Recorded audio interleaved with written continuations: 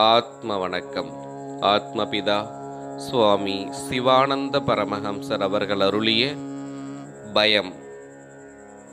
பயமுள்ளவர்களை சமாஜத்தில் சேர்க்கக்கூடாது.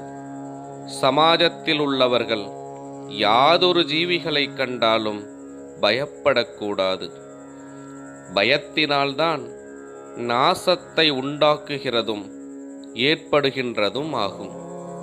அது என்னவென்றால், அந்யோன்ய பயம் உண்டாகும் பொழுது அந்யோன்யம் நாசப்படுத்துவதற்கு துணிவு உண்டாகிறது. ஆனதினால்தான் உலகத்தில் உள்ள குழப்பம்.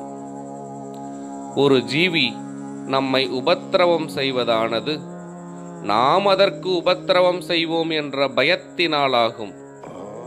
நாம் அதனை உபத்திரவம் செய்கின்றதானது அது நம்மை உபத்திரவம் செய்யும் என்றுள்ள பயம் நிமித்தமாகும்.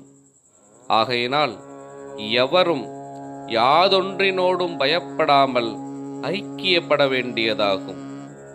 நாம் அவைகளோடு ஐக்கியப்படும் பொழுது அவைகள் நம்முடன் ஐக்கியப்படும்.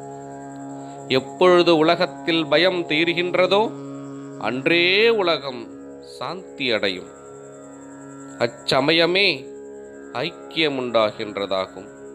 அதனால் உலக சாந்திக்காக முயற்சிக்கின்றவர் எவரோ அவர் முக்கியமாய் பயத்தையே விட வேண்டியதாகும்.